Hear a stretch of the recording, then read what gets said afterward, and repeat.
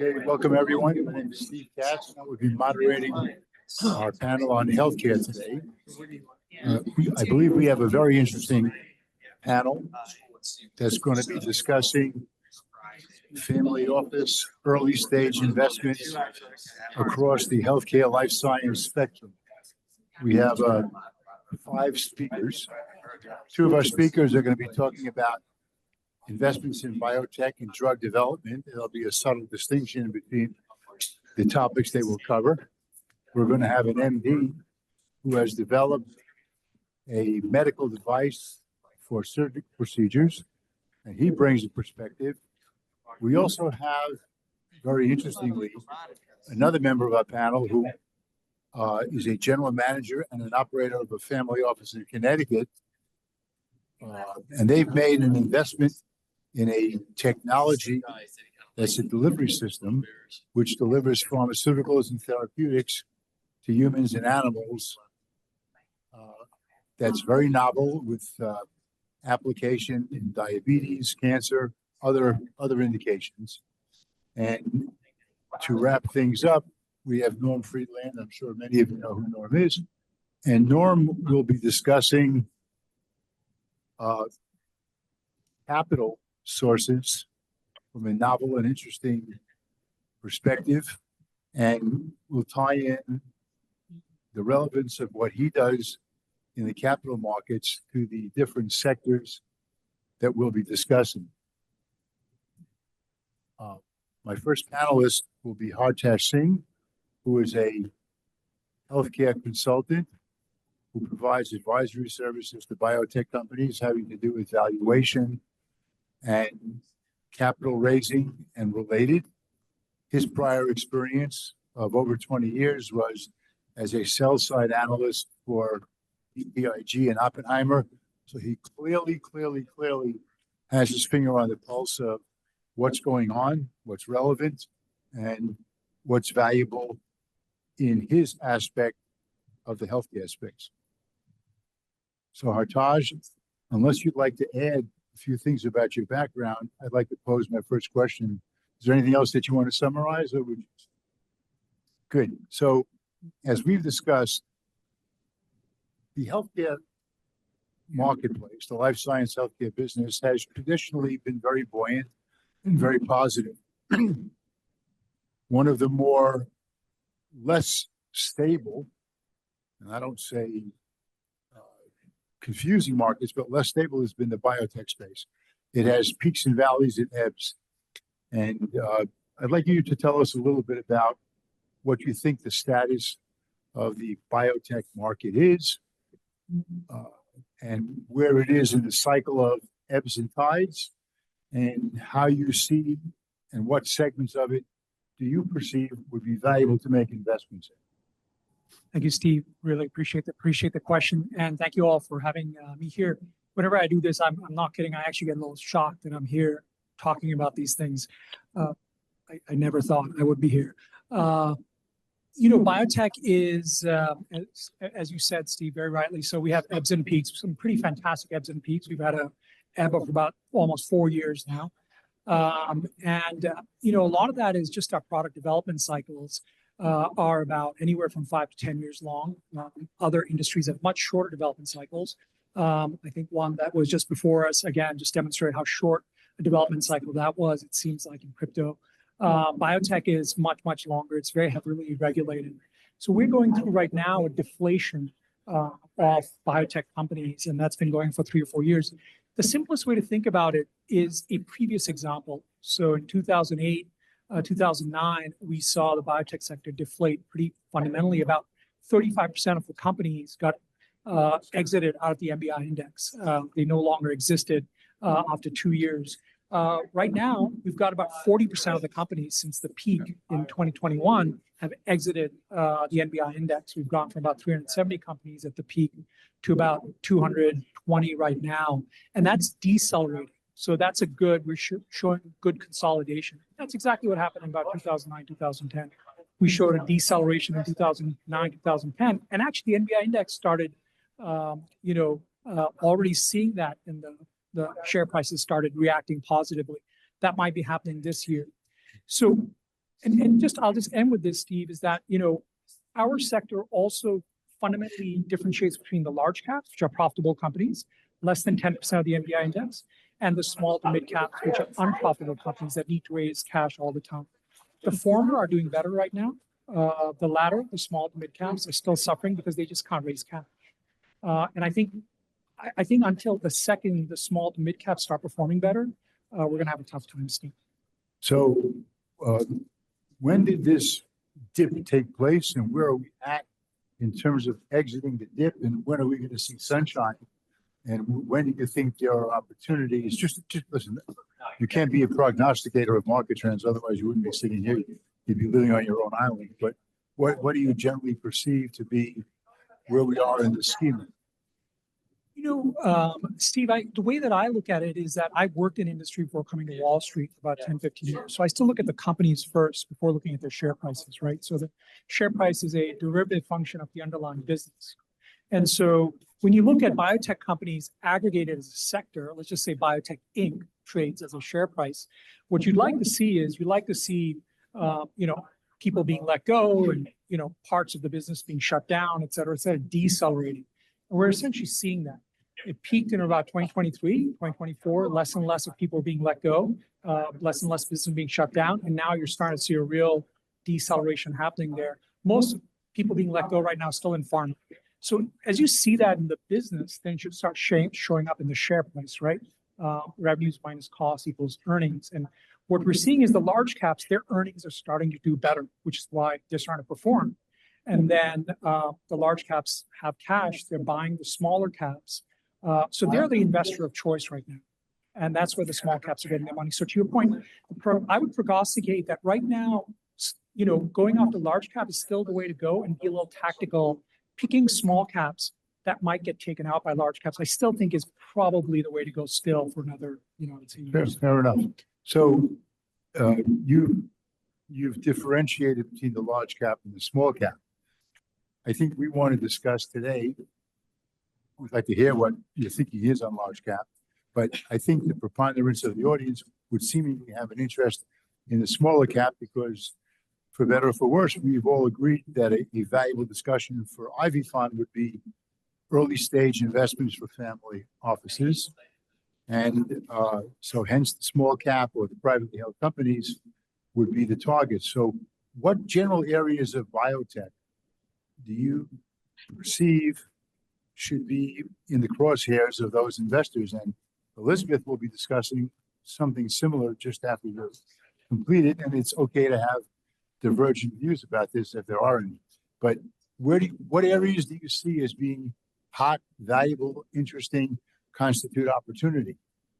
Stephen, I'll keep my response short here, defer to Elizabeth. AI has been hyped a lot. A lot of people talk about it. I think AI and biotech still in small caps is still the way to go. But the way I would think about it is not think about AI as sort of applying to biotech. The company should not be riding AI wave per se. What you should be looking for is how the company integrates AI as a tool to speed drug discovery and to increase their probability of success. A simple example, just real world, would be BioNTech. So BioNTech is not an AI play. It's a company that uses mRNA and other technologies. But what they're doing is they are using AI and they're creating this thing called the dry wet lab. So they create their molecules in silico inside the computer. And then very quickly, they move to this dry wet lab, which is the silicon-based drug in a wet lab interacting together. So when you see a signal like that, in a private company, that should be a good signal, because that means the company isn't using AI to turbocharge the share price. They're actually using AI as a tool to move drugs in. I'm going to ask you, as we've discussed, to wrap up your conclusion with AI. And clearly what you're describing is very on point. AI is interwoven today in almost everything we're doing, from devices to biotech to everything else, because I see it as an operative application of a technology means to facilitate more rapid drug discovery. Others believe that AI is valuable for more rapid clinical results as well. But are you looking at therapeutics? Are you looking at biologics? Are we looking at infectious disease? Are we looking at vaccines? cardiac drugs? Are we looking at cancer drugs? Where do you see the areas of interest? So one of these people gets confronted with a deck and it's in target area A, they can say to themselves, well, gee, I heard at Ivy Fund, this is a great area to be in. I heard Ivy Fund, this is not a good area to be in. That shouldn't be the end all and the be all of the diligence, but give us a little guidance as to what you perceive is valuable versus less valuable. And by the way, I have a question for Hartaj after he finishes this. You want to ask it now? No, just ask your question and Sure. So go ahead, Hartaj. Thanks, Steve. Look, I think three areas, where AI is working right now is what's called small molecules. Large company Vertex has done phenomenally well there with cystic fibrosis, and the patient foundation there has benefited tremendously. There's also vaccines, and then there's protein therapeutics.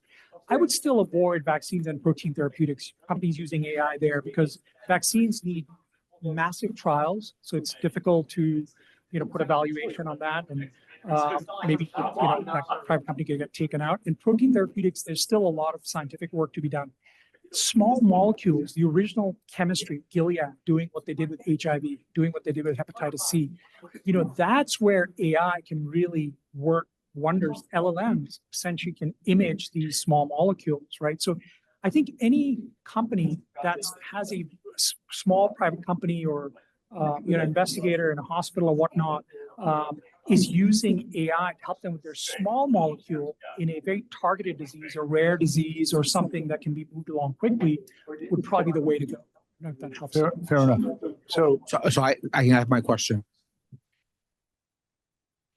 please. Thank you. Hartaj, so there's been, I think, a repricing in the public markets on healthcare.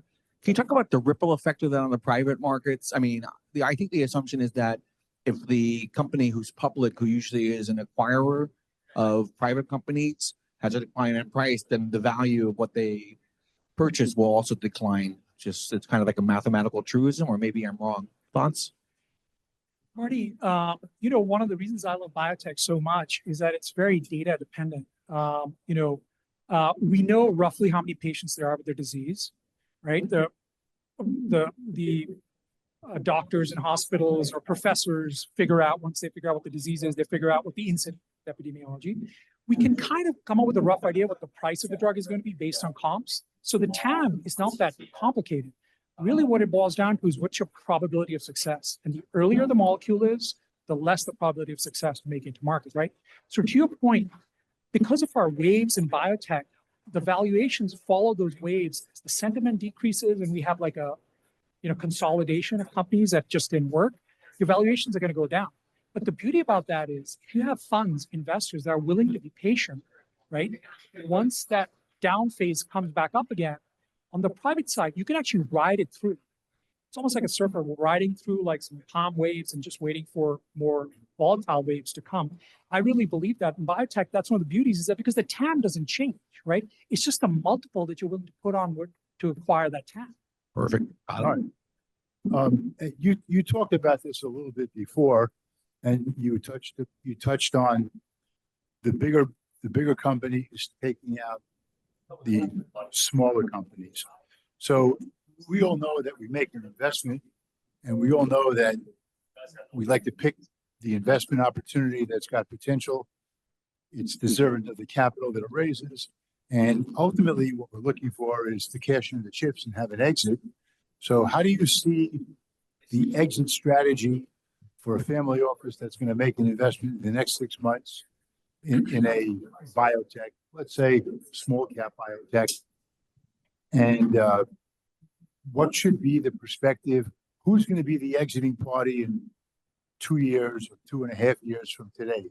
Is it big pharma? Is it the fund? Give us a little color on what could be the potential exiting party strategy here for an investment to be made today.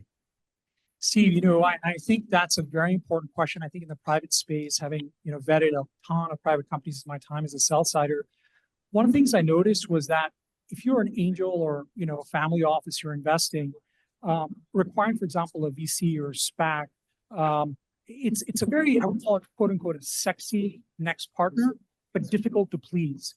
I would look for companies that are just obvious targets for like a big pharma or big biotech to take out. right? And so I would cultivate really good relationships with the business development folks, who go to these conferences, because I think those companies tend to be a little bit more agnostic on what they acquire. It just depends on what they need at the moment, right, to please their investors of their share prices. I don't know if that answers, but that's where I would look right now, especially in a tough environment like this. I think the best takeout of choice for a family office would be a pharma or biotech, their business development offices, more so than others. I happen to agree with you. I've worked on at least 10 to 15 exits of that kind over the years. And typically what I think fits the profile is a family office, an angel investor making an investment in a company that has very good pre-commencement of human clinical testing data, preclinical data, very good indications, has now gotten an approval from the FDA to commence clinicals, has written a protocol for phase 1. Some results are coming into phase 1. The indication is looking good. It's a good time for somebody to get in because the conclusion of phase 1 has not yet taken place. There's going to be a bump in valuation. And I think most people would agree, and maybe Elizabeth will agree, but she'll get a chance to express her view. Good biotechs are getting taken up earlier and earlier. It used to be that a biotech would get picked up by big pharma, middle of phase 3, end of phase 3, and now it's the end of phase 2, middle of phase 2. I've seen a few deals at the end of phase 1 that have been spectacular numbers in prostate cancer and others. So I think that for biotech specifically, and I'm anxious to hear Elizabeth's view. It's not one of our questions, but we'll cover it. Anxious to hear. I think that people who invest in biotechs invest with the expectation that big pharma will take out because of the sales organization necessary to bring the product to the market. The last question I want to ask you is, how do you think that the rapid development of AI is impacting the biotech sector? How do you, what impact is that having on biotech in your view? Steve, it's amazing. I mean, I'm not a technology expert. I mean, listening to the AI presentation and the crypto presentation, I was thinking about if biotech starts taking off and we have our waves, of innovation like technology last 20 years, what would be our analog for AI and our analog for crypto, right? And I don't know. I mean, I'm not that smart at all. But what I do know is that AI is helping us, ultimately what's going to please investors, who come into biotech or biopharma in general, is because we're so data driven, we know we have 50 years of history of what molecules worked in phase 1, phase 2, phase 3 by disease, right? So if I have a technology that I can come to you and say, hey, invest in my company because this technology like AI can help me not just increase my throughput speed, so I got more shots on goal, but I got a higher probability of striking, getting the goal, right? Then that would be a great investment. And I think that's what AI is doing. It's increasing that throughput, more shots on goal and higher quality shots on goal. So I see it just a little bit differently, and it may be that I'm just looking at it from a perspective of what I've come across and not what you've come across. You've got a broader access than I do. You see many, many broader things. I kind of look at AI, and we've discussed, Marty, we've discussed AI in past sessions. We've discussed it to death. And when our panel met to discuss what we were going to be presenting, we said, hey, let's stay away from AI, but you validly wanted to touch on it, and I think it has its place in any conversation, period. I kind of see AI with its capabilities as a facilitating technological method to expedite, enhance, bring forward more rapidly, more efficiently, whatever a biotech company is developing. I see it as a means to expedite and facilitate. That's how I see AI. As I said in the opening comment, AI will help us do drug development more quickly. It'll go through more permutations and combinations at 40,000 times the speed. 10 clinicians can do it in a lab, and things of that nature. So I see that AI is a enabling and a facilitating, I don't want to call it a technology, a means. So that's kind of my perspective, your reaction to that. See, I completely agree. Look, if you are the investor and I'm the biotech CEO looking for an investment, right? To your point, what you would ask me in that sense, in that facilitating sense, I would say, hey, we're using AI and, we got this molecule for this disease and we think it may work. And your question in that facilitating sense would be like, all right, well, you got AI, convince me. What is the probability of success in that disease historically? How many drugs have worked in human trials? And now, Hartaj, sit here and convince me that your use of AI is actually going to give my investment a better choice of working, better chance of working. We are in violent agreement. You know, if I were doing diligence on a deal for a client that was looking at an investment in target company A, you know, I'd be expecting to hear at some point, here's how we're utilizing AI to move the parade forward. So, you know, if I don't hear that, there's got to be a meaningful reason for why not. It doesn't apply to everything, but it sure applies to a hell of a lot. Steve, you got 40 minutes, just so you know. I'm exactly done with this phase of it. Hartaj, thank you so much. Our next panelist is Dr. Elizabeth Cho-Furtick. She is the managing director of Meta Ventures. She's on her second fund. This fund makes $1 to $7 million investments in drug discovery, drug development, and devices, as well as digital health. And Elizabeth's prior experience of 20 plus years is in pharmaceutical and drug development. And I've had the pleasure of being on a panel with Elizabeth's co-managing partner a year back. And I think these guys are doing fantastic stuff. They're also in the middle of doing a raise. And I think people should take the time to chat with Elizabeth about that, because I think she and her partner, I think, bring a lot of capability and expertise. So, Elizabeth, what areas of drug development do you think should garner the attention of a family office that wants to make a early stage investment? What are those areas, segments, however you wish to bifurcate? Yeah, thank you. Thank you, Steve, for the introduction. Glad to be here. You know, despite potentially some lull, I am more optimistic about the VC, the healthcare VC. In fact, PitchBook, you know, does their wonderful annual report.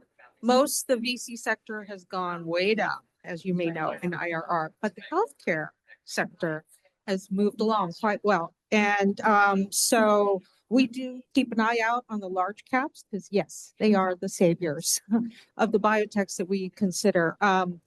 The two main areas, if I were advising a family office to look for with a potential exit in 2 years, there are two big areas. One is the immunology area, immunotherapy, and the other is metabolic. Okay. And those are uplifted by, you all heard of on the immuno side, Keytruda, Opdivo, and that gave Jim Allison the Nobel Prize. So many things have come out of that, and it's not just for cancer now. They look at other areas like autoimmune, it works there. GI, it works there. So immunotherapy is going wide and it's going deep, because now that we understand from cancer what's going on, who responds and who doesn't, they could do combinatorials. That's what I mean by deep. They're getting better and better. Wider because it applies beyond cancer to autoimmune and so forth. So follow the followers is what I say. And the big buyers, they're going to be ready to take them out. So for to sure. your point, if I can just interject, and please just remember where you're up to. I want to comment about what you said a moment ago. I read about 2 weeks ago a statistic that Keytruda has undergone 154 clinical trials. Yes. Talk about a blockbuster drug from Merck. I mean, that's a home run. Talk about the followers as a It's a result. home run to the Exactly. third power. I mean, it's fantastic. That's right. And on the metabolic side, do you know what I'm talking about? What are Could you blockbuster clarify drugs? for our audience what metabolic means? Oh, metabolism. You're a fast metabolizer, you're a slow metabolizer, you're obese, you have diabetes. It's how your body metabolizes the food, which is converted into energy. People have issues, right? We know this. It's a big issue here in the developed world. You've got Ozempic and Wegovy. And as a result, do you know how many clinical trials have resulted from follow-ons? Because Ozempic and Wegovy, while you may lose weight, you also lose a lot of muscle mass. So now you've got followers coming on, and they're trying to mitigate that and coming up with little tweaks. And a number of companies have already been bought out by big pharma, Novo Nordisk, Eli Lilly, they've got that war chest. This is $100 billion industry. It's projected to be. So if I were advising a family office, I would look on to these follow arms. And it's fiercely competitive, but someone will make it. Yeah. I And the thought- last thing I'm going to touch on about AI, there are areas that you can look at and they will go faster than biotech. AI is employed in genomics, right? Genomics, we've got everything sequenced virtually and we can go faster and cheaper than even 10 years ago. Add on AI, you can get better personalized treatment as a result. So, and you so can- yeah, personalized healthcare personal- was a big deal. It was a buzzword maybe 5-10 years ago. It is here now. So if you have a certain GLP profile, you may not react to Ozempic. It's too bad. You may have certain profile that is not going to be responsive to Keytruda. We will know that. So instead of adding poison to you, we will avoid that. And doctors can prescribe a more personalized approach. I'm totally on your page on the applicability of AI to genomics. I'm totally on your page as to the applicability of AI for drug development. I kind of think that where these investors are going to be is when things are a bit more defined and they're kind of out of that space of defining the target where AI is. Those are two areas where AI is very big. But be that as it may, Elizabeth, you have a very novel and valuable differentiator in your venture fund and in terms of investments that you make in companies as a result of the strategic relationships you have. And I'd like you to address what they are and how they work into your investment thesis and share that with the audience. Okay. Thank you again, Steve. And I'll talk more about this tomorrow when I present on the fund. We invest in therapeutics, medical devices, and digital.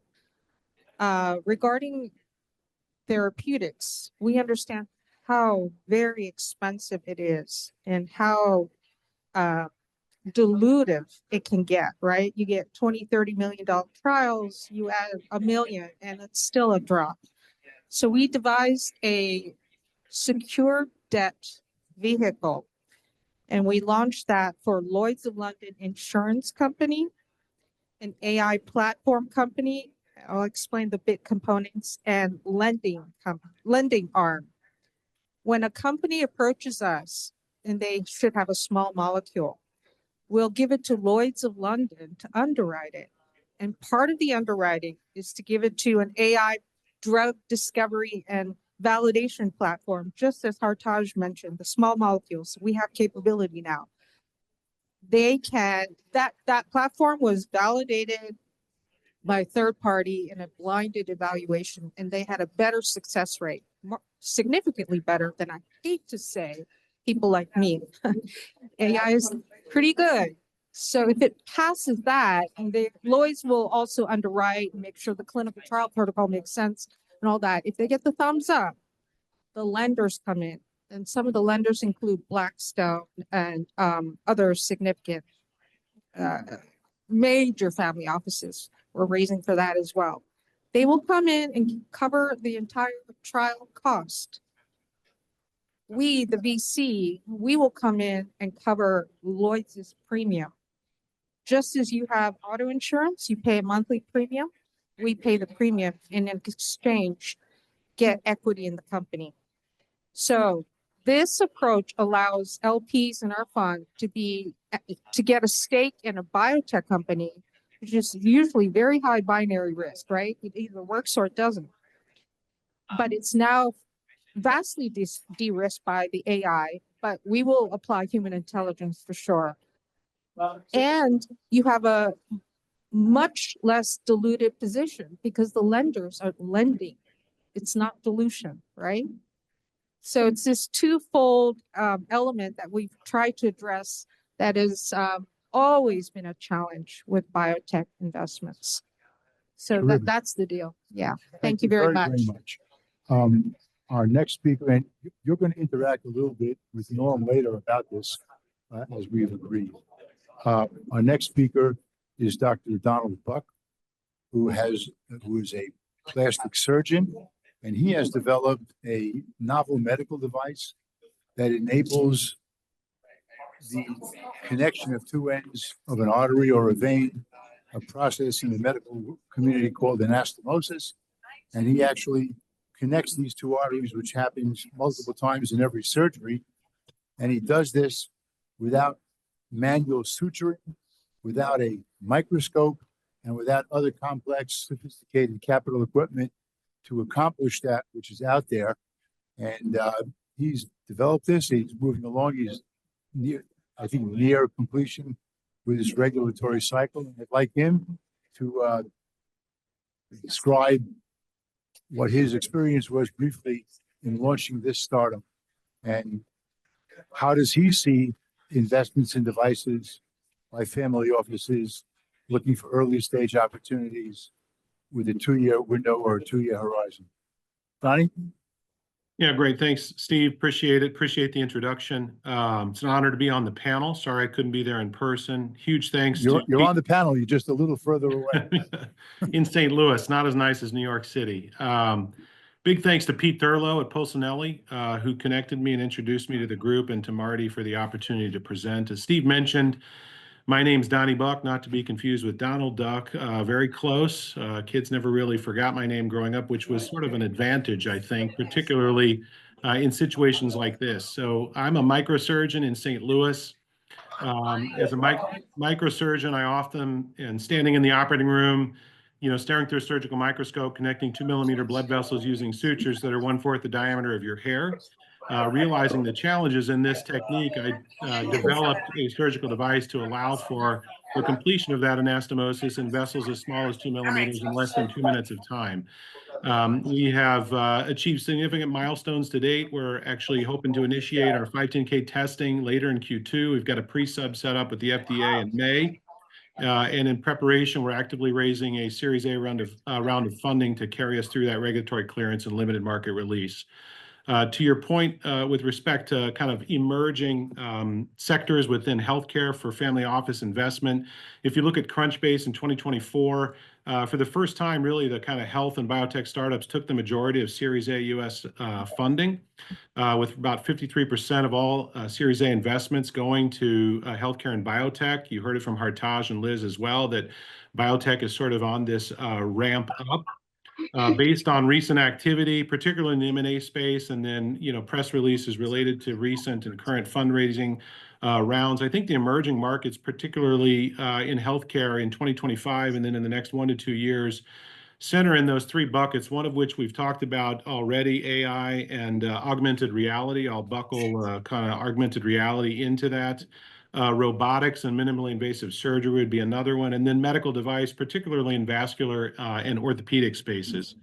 Well hit on earlier from an AI perspective, it's really exploded in diagnostics, precision, patient care. It's kind of emerging almost every day. There's a new company out there across a wide range of disciplines, healthcare settings, even at home with wearables. AR has made a significant improvement in medical education, probably education in general, but in a healthcare setting and medical education, and in particular around surgical planning and surgical training. Looks like in 2025, we'll also see another influx of sophisticated robotic and automated devices entering the market, again, with this kind of global goal of offering precision and the promise of improved safety. And then on the medical device side, it's expected to continue to grow as well. There will likely be some overlap, particularly with the advancement in AI and robotics also. Although the deals kind of in the medical device space slowed over the course of COVID in the early 2020s, in the last year, there were multiple large transactions in medical device, particularly in vascular devices, cardiovascular devices, which benefit really from an aging population and an increase in prevalence of these diseases. But another area I think that will likely continue to grow in 2025 and beyond is the orthopedic space. They benefit from the same aging population, as well as an increase in musculoskeletal injuries, which we could probably attribute currently to what I might call the pickleball effect. So again, I'd say the emerging areas ripe for investment in healthcare are AI and AR, robotics, and medical device. if you had to pick, Donnie, one of the three, maybe it's an unfair question, but if you had to pick one, what do you think constitutes the biggest level of interest from a device perspective? Yeah, so those three buckets, I mean, I think of the three, probably medical device, obviously a bit biased, but I would say, you know, it's well known to many in that room and online that, you know, biotech innovation comes, as Hartaj articulated earlier, with more perceived risk than other investment sectors. It's really part of the reason why many institutional investors have maybe shied away a little bit from this asset class altogether. Largely due to the fact that that innovation takes a bit more time to translate from idea to commercialization. There are more regulatory hurdles. In some cases, as Liz said, that you know the innovation can really show great promise on the benchtop, in the test tube, maybe even in the animal, but it doesn't necessarily translate to the human side of things. Now, that being said, from a device perspective, I think it's important to separate that out from under the weight of the umbrella of perceived risk. I do believe that medical device probably has a lower risk profile than for the other healthcare startups in those three buckets I mentioned previously. You know, particularly devices that are developed with the support of clinicians or surgeons or subject matter experts who really kind of have the finger on the pulse of those specific pain points and user needs in those high volume, high complexity procedures that fit within a broad indication for use in a large market. Devices tend to have a shorter pathway to regulatory clearance, often fitting in within that Class 2 510(k) path, which means shorter time frame to market, less testing, less expense to launch. In addition, you know, companies in med device often center their business model around the provider or the end user. Which, you know, is a great opportunity at gaining market traction as part of their primary go-to-market strategy, because they're developing a service or a product that the end user wants and needs. It's sort of, you know, kind of the age-old concept of beginning with the end in mind. So, you know, a lot of opportunity for better mousetraps. But specifically, I think in med device, you know, the vascular device space is expected to grow at CAGRs between 5% and 9% from now through 2030.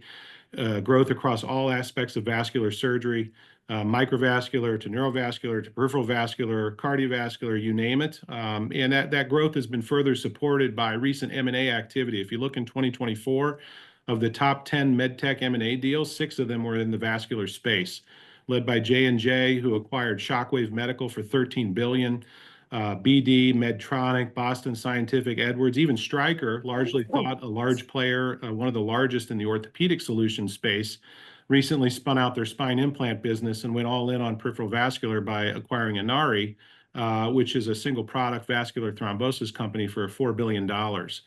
And then just this week, we learned Boston Scientific is acquiring SoniVie, which is a pre-revenue intravascular ultrasound device for almost $400 million cash up front, with $200 million earnout attached to achieving regulatory clearance. So, you know, the short answer to your question, admittedly long-winded, sorry, plastic surgeon, we love to talk, is I think the vascular market above all is really primed for significant opportunity. The population's aging again, the vascular diseases are increasing, the space is in need for simpler, less invasive solutions. And then, you know, importantly, there are potential buyers out there actively looking to expand their portfolios. It's why we're seeing deals, particularly a perfect example, the Boston Scientific deal, take place at early and earlier stages, even pre-revenue, where in many cases these large exits are happening well before the startup hits that later Series B, C, D round of financing. So for investors whose thesis tends to focus on more mature companies at later stages, they're really missing out on these opportunities altogether. I'm gonna jump in here because I'm trying to watch the clock and be in compliance with Mr. Sakata's timetable. I wanted to just add one thought on devices, and I'm going to eliminate one question we were going to discuss because you effectively answered it. I like to just say I really insert my editorial opinion, but I think robotics is a really sexy area that's gotten included by AI a little bit, and I think that's a hot area. It meets a lot of the parameters that you've discussed. But Donnie, thank you for your perspective. I appreciate that. Thank you. Our next speaker is Ed Scott, who is a general manager and an operating partner of a family office in Connecticut. And we have a very interesting perspective here. One of the investments of the family office is in a company that has a proprietary drug delivery system technology that's disruptive and different from the run-of-the-mill controlled release drug delivery capabilities companies. And I'd like Ed to talk a little bit about that. So, Ed, would you be kind enough, from a non-confidential point of view and at a high level, to just give us a sense about what's novel and different with your technology? I know that it has enormously broad application, and we'll cover that a little bit further in your talk. But can you give us a high-level definition of how this company's technology is differentiated? Sure. First of all, thanks, Steve, for moderating, Marty, for inviting me. I'm based in Los Angeles, sorry I can't be there, but from New York originally, so hopefully that means I'll speak fast. So to answer your question, so the first thing with a drug delivery platform, for those that know, there's kind of three challenges you have to face. One is you have to have a complete hydrogel that can get through the stomach, which means preventing destruction of the drug formulation by acids and enzymatic action in the stomach. The second thing it needs to do is it needs to resist attack and degradation as it goes through the small intestine.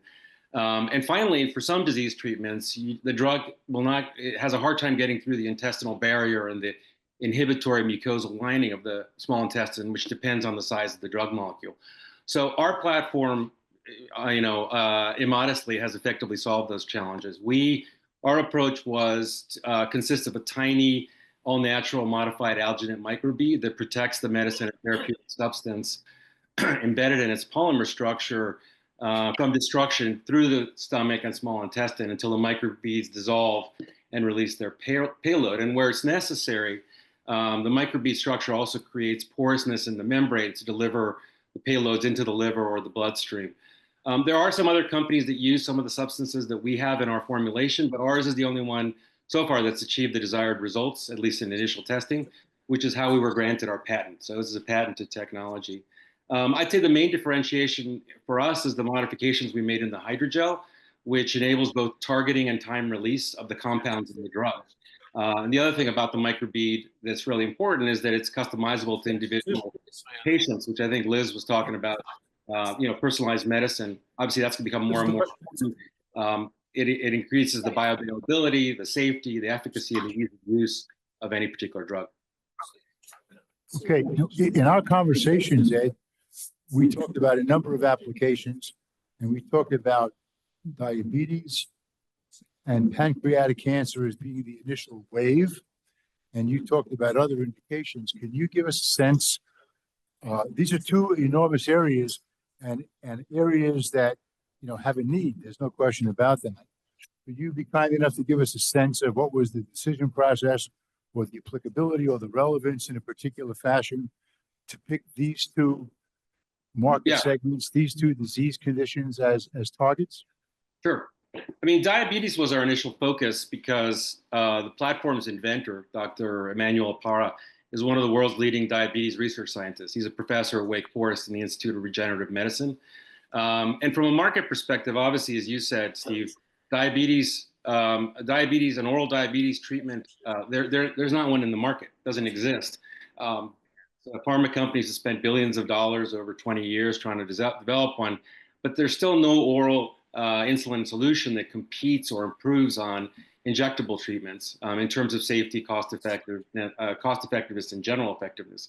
So it's kind of the holy grail in diabetes treatments to find an oral drug delivery solution, and we think we found that, especially, by the way, as the incidence of type 1 and type 2 diabetes continues to grow around the world.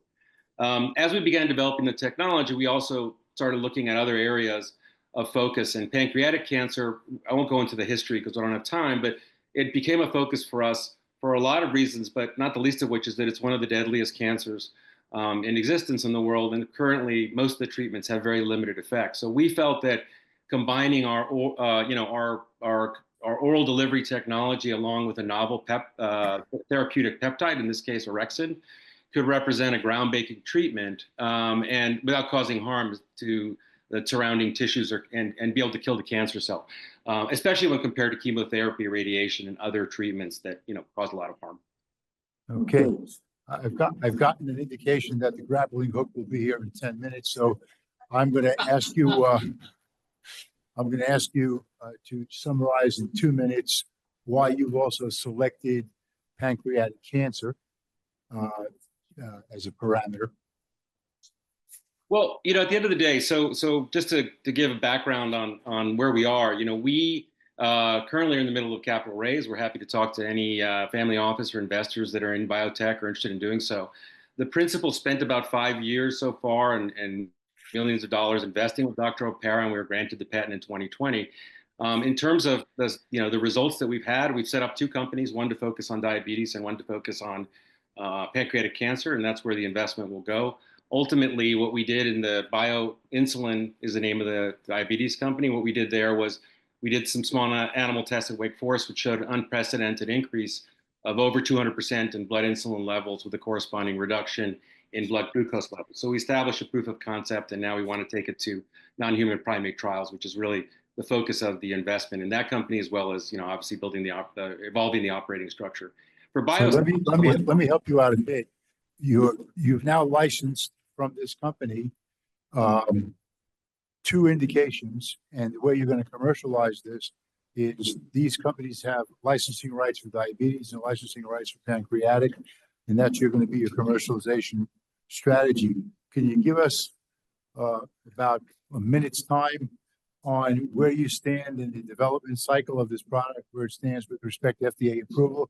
And I want to save about 8 or 9 minutes for Norm, because I think what he has to say is very relevant to all of these segments. And my apologies, the discussion got a little carried away because it's a great topic.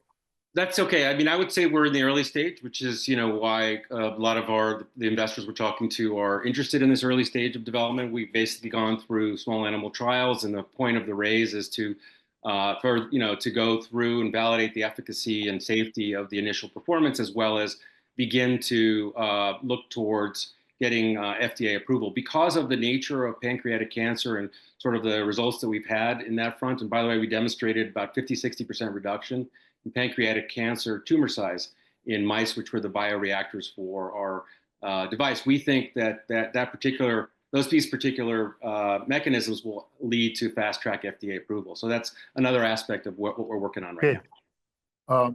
Again, with apology, I'm just trying to manage the clock and be in balance. Thank you very, very much. Our last speaker is Norm Friedland, known to many of us here. Norm has a company called Full Sky Partners, and this company is managing the ability to help fund companies through impact investing, and I call it philanthropic capital. And I'd like Norm to describe what it is, and then I'm going to ask Norm to provide a little bit of guidance on each of these areas that we covered, but one question at a time. And Norm is extremely accomplished in the area, is the undisputed expert in the country on this topic. Thank you, Steve. A great panel, really tremendous expertise that you've all heard. I just want to give you a couple of perspectives. First of all, healthcare doesn't look at your FICO score. I think I'm on. Am I on? Yeah, just one. So healthcare doesn't look at your FICO score. You all know that, but you don't think about it. Number 2, 15,000 diseases, 15 to 20,000 diseases exist.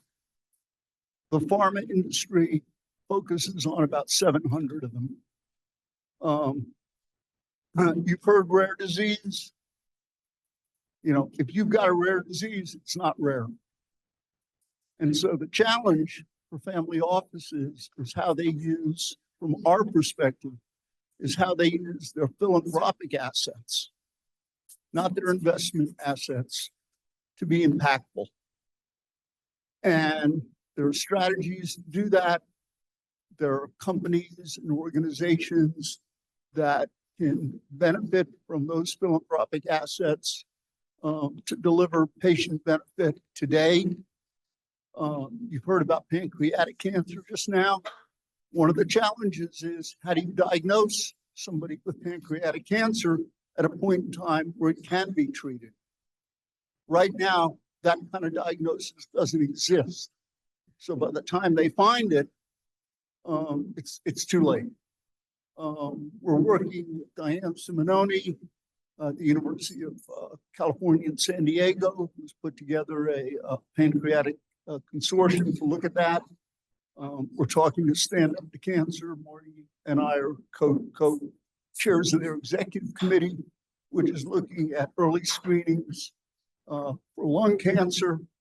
And so I guess the message in terms of what I'd like you to think about is, as a family office, as an advisor to family offices, you've got these assets in the philanthropic space, whether it's the private foundations or the donor advised funds, and those assets can be used to support the work that Elizabeth's doing, the work that Donald's doing, the work that Ed is doing, in a way that is fiduciarily responsible.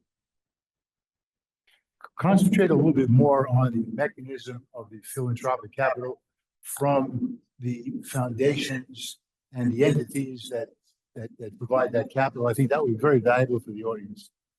Well, you've asked me what time it is. I'll tell you how to build a watch, but we don't have time. Just tell me the time. If you're interested, you can go to our website, fullskypartners.com. We have a link to program-related investments, which will tell you what those are. There are IRS-approved ways in which foundations can deploy capital to for-profit companies that support the foundation mission and support the companies. And our goal, and we think we're going to see it this year, is to be able to source at-scale amounts of this kind of capital for these kinds of solutions. I've got two more questions for you. And I'd like you to comment specifically on, does your philanthropic capital model have applicability to AI development?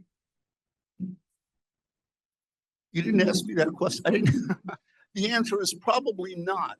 It has applicability to a drug development company that is seeking to accelerate their drug discovery. It has applicability to a company doing drug repurposing, which is looking to use AI to discover how a drug that has a certain indication can be used for other indications.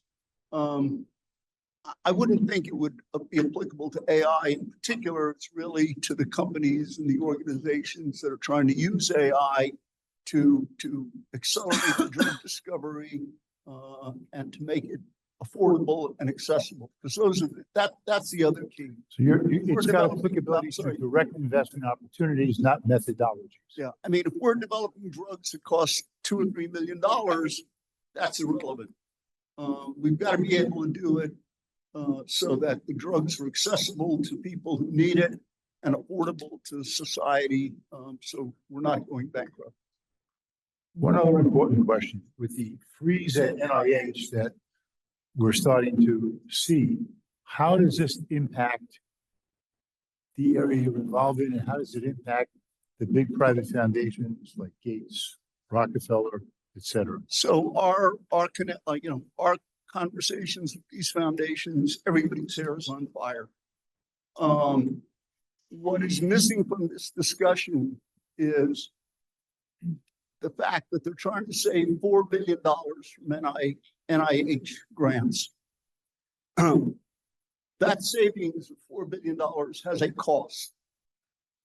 And that cost is we've shut down 20 years of NIH research. Shutting that research down today has a cost of about 100x of the $4 billion. To restart that research is going to be enormously expensive, and it's going to be enormously detrimental to the patients who are going to be dying or suffering from illnesses because the discoveries that should have been made from this 20 years of research either are not going to be made or going to be made too late for them. So, I mean, look, it is what it is. The private foundations are trying to step up. The big ones will do it, but the real focus has to be the broader population of foundations that exist within family offices that can come together as syndicates and operate very, very efficiently. And that's kind of what our efforts are focused on right now. Good, Marty, one last short question. Very short. Does the full sky model apply to healthcare services as well? Absolutely. Absolutely.